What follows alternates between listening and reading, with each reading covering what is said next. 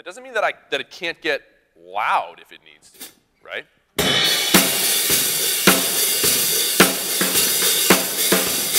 Like I can crank out some sound, okay? One thing I do with the hot rods is I put these extra pieces of gaff tape on there.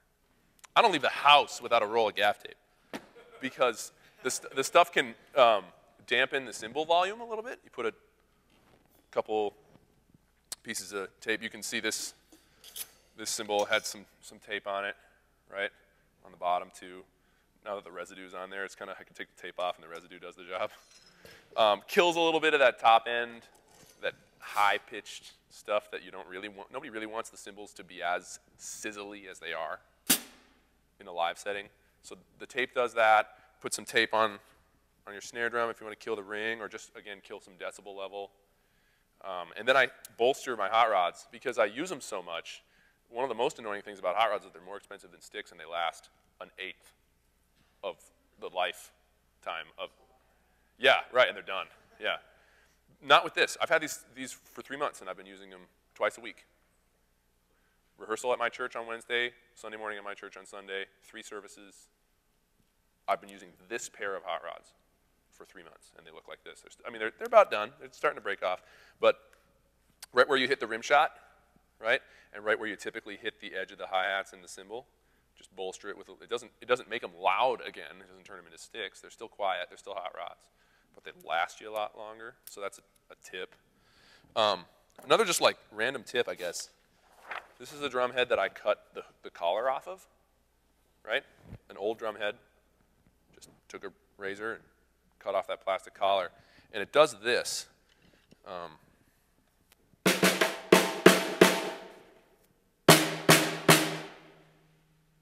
I think it makes it sound like a different drum. All of a sudden, that high pitch that you're hearing isn't there anymore. The high end that you're hearing isn't there anymore. And if you maybe crank the lug closest to you, like all the way down, when you do that, it really changes it. You can get that foofy, like kind of snare sound, the vintage vibe. So I carry this with me all the time. This doesn't work very well with hot rods, so oftentimes when I throw that on, I'll just use a stick in my left hand and then hot rod in my right hand, you know?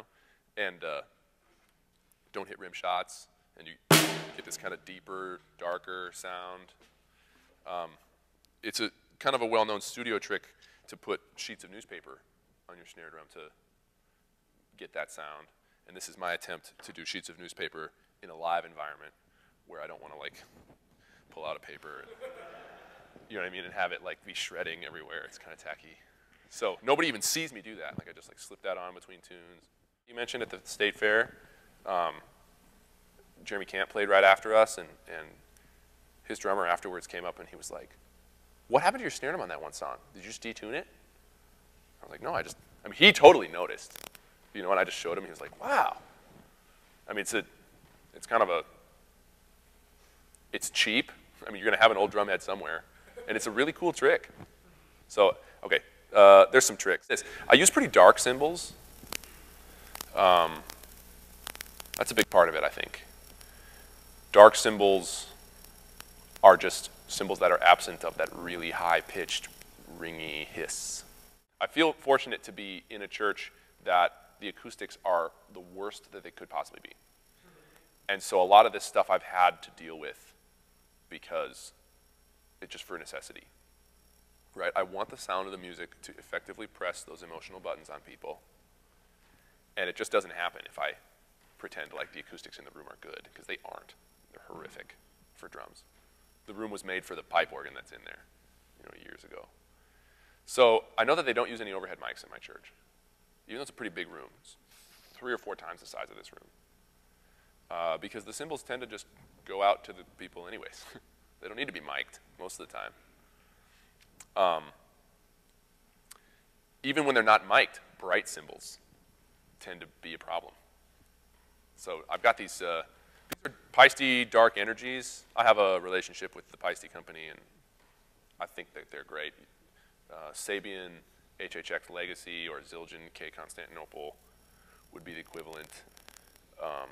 Not of these, but of the Peisty Traditionals, which are the ones that I normally use. They're just cymbals that are absent they're void of that high pitch. They just don't even have it. So I can actually hit them fairly hard, and they don't bother anyone. Interesting thing regarding that. When I was younger, I let the Guitar Center magazines, like the mailers, tell me what cymbal I wanted. You know what I'm saying? Right? Like whichever one was most expensive, I was kind of like, yeah, I can't wait to get that, or whatever. And now that I'm like a professional musician, and I have been for 12 years, my context tells me what I want. Right? This cymbal, these are crashes, by the way. I like using 16-inch crashes as hi-hats instead of hi-hats because they just have this lower, kind of fuller sound, but they're not loud. So, I mean, that's cheating in some people's eyes. Like, can't use crashes as hi. Right, again, that's me like not thinking like a drummer, right? Just want to think like a musician.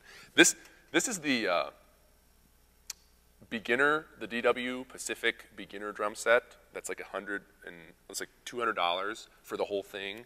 Crappy drums, crappy hardware, crappy cymbals, except they work really well as a bottom hi-hat, right? So like this is, again, like, am I allowed to use like a beginner cymbal as my bottom, a beginner crash cymbal as my bottom hi-hat?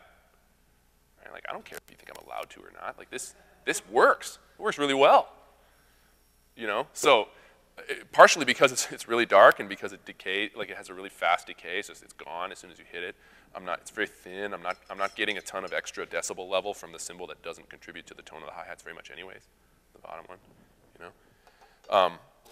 So my point is I try to use really dark cymbals. I try to use really dead cymbals, like put tape on them and stuff like that. It's a little different when I'm in the studio, all right? When I'm playing live in a room, here's what I'm talking about. When I'm playing live in a room where I have to watch my volume.